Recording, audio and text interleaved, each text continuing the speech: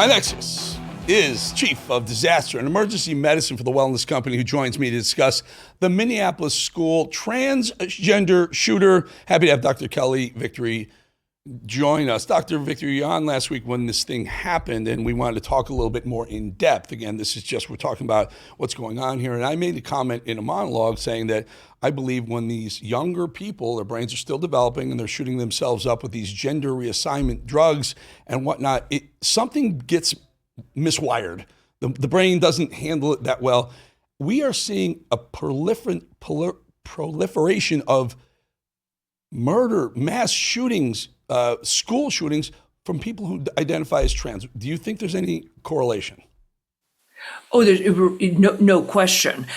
We have to really address the elephant in the room, which is that the relationship between transgenderism and autism spectrum disorder. Everybody knows that we're having this tsunami of autism, but the reality is autistic people are overrepresented in the transgender community. It depends on which study you look at. So these are kids who have neuropsychiatric disorder already. They not only have gender confusion, they have neuropsychiatric mental disease. And the idea that we would approach somebody with a mental health issue with a surgical response or to give them hormones to change their hormonal balance is insanity. We wouldn't do that with any other mental health disorder. If you take, for example, an anorexic girl who has body dysmorphia, even though she's rail thin or near starvation, feels that she is fat, can you imagine me saying, well, if that's how you feel, let's get you on Ozempic and get you scheduled for,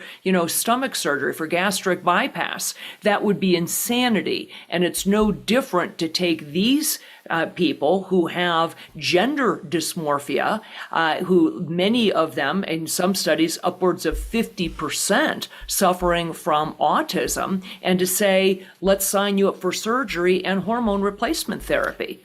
I'm writing it down because I think you said something that I'd like to switch. Instead of calling these people transgender, there's no such thing as a transgender. There's two genders, Correct. Male and female. Gender dysmorphia, that nails it. Right. Yeah, it's gender dysphoria or gender dysmorphia. That they feel a way, but just because you feel a certain way doesn't mean that we all of a sudden buy into that. When I was a little girl, I told my mother, I was a mermaid, and my mother said, well, that's darling, now get out of the bathtub. You don't indulge that and say that, okay, just because. And furthermore, we can talk about, at what age the brain is fully developed. These are kids. This recent shooter made his transition, quote unquote, to be identified as a female in his early teens. This in his own manifesto suggested that people should wait until they are, quote, at least 17. I might have career dysmorphia because I keep thinking I'm David Muir, but I'm not. But I digress. Look at what Mike Benz, brilliant guy. This is how he puts these things. Do you roll the soundbite, guys? The Denver shooter was trans, the Aberdeen shooter was trans, the Nashville shooter was trans, the Georgia shooter was trans, the Philadelphia shooter was trans, the Uvalde shooter was trans, the Colorado shooter was trans, and now the Minnesota shooter was trans. I think one of the things that you see being pointed out by the Walsh types is that even if there is no clear ideology, there is something in the water with the untouchable nature of the trans identity until just the past really year that you could even talk about it, frankly, and what appears to be a kind of underlying mental instability that tends to disproportionately give rise to these school shootings. It's partly medical and partly social that we weren't allowed to talk about these things until, I don't even know if we still are or not, but we're certainly getting a little bit more with the increased incidence of trans shooters. It's becoming we have to talk about it at some point, right? Absolutely. This is a group of people, Eric, who by their very nature are disenfranchised. They're isolated. They're socially awkward, uncomfortable in their own bodies, unhappy with where they are in their lives. So start with that as a premise. Then you add in the fact that many of them are relatively young, regardless of what school of psychology you subscribe to, whether it's Freud, Jung, Piaget, Erikson, Skinner, I don't care. They all agree with one thing, which is that the human brain is not fully matured for males until at least age 26. Some people say 28, and same thing for females around the age of 25, 26. So the idea that we are really messing with these people's hormonal levels already is problematic. Adolescents. Doc, I don't have time. I just want to ask you one question, and this is going to be controversial. If you have a medical marijuana license in a state like Florida, you can't go and get a carry license. They don't do it because one may affect the other. Okay, fine. If you're a trans, should we have something if you're a transgender dysmorphia victim? Should we hold back your ability to get a firearm? Well, it is controversial. I think it begs the bigger question, though, is to whom are we granting the ability to buy a firearm? I happen to be very pro Second Amendment, but I do believe that we need to assure that the people who are buying these are not suffering from severe depression, substance abuse, or some other psychiatric illness which could cause them to be unstable. And that's what has happened here. Right. So I wouldn't simply carve out people with gender dysmorphia. I would say that, or people who are on hormone replacement. I think it's looking at people who have identifiable mental health issues that should preclude their ability to have a firearm. We have seen it happen over and over again, and it is not coincidence. And until we start addressing this issue and saying, look, many of these transgender individuals actually have autism or autism spectrum disorder, that needs to be addressed first before they're ever allowed to go down this road. All right, Doc, I got to go. I appreciate your time. Dr. Kelly Victory, always good having you on. Thanks for having me. All right, thanks, Doc. All right, folks, take a look at this. When I started the 555, I weighed 280 pounds. I didn't think I was heavy. I didn't think I was fat. Today, I weighed 235. I've lost 45 pounds in a little over 60 days. I had breast cancer in 2004 and lost all my hair on my entire body. And my off-skill victory is my hair's coming back. A lot of energy. The program's amazing. I can't believe how well it works, and it's not hard.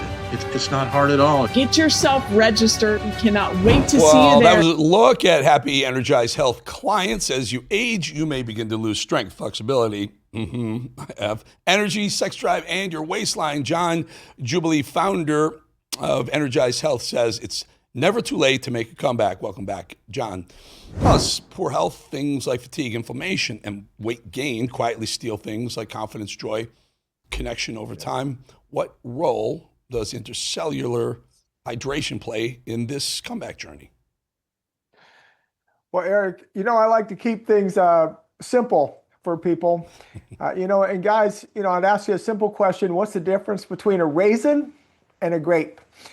You look at a lot of elderly people, they kind of look like the walking raisins, right? They're shriveled up.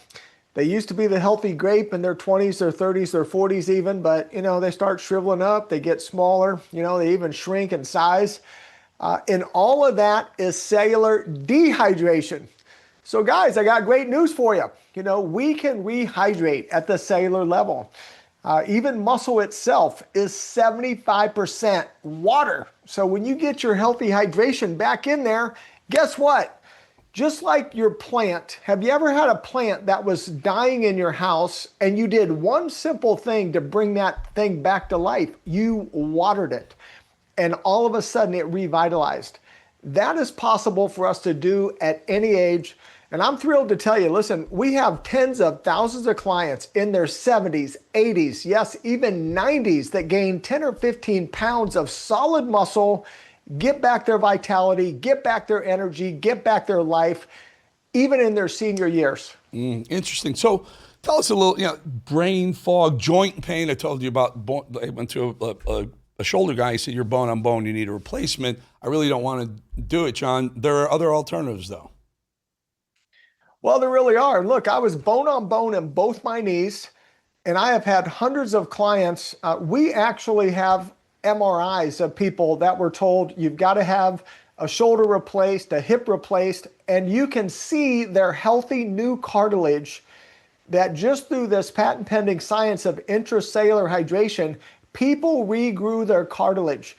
So when they tell us, look, this is impossible, this is irreversible, it is just not true. I mean, there are tens of thousands of people that take that route, and that is a big money machine. It really is. All these joint replacements, all that crazy stuff going on.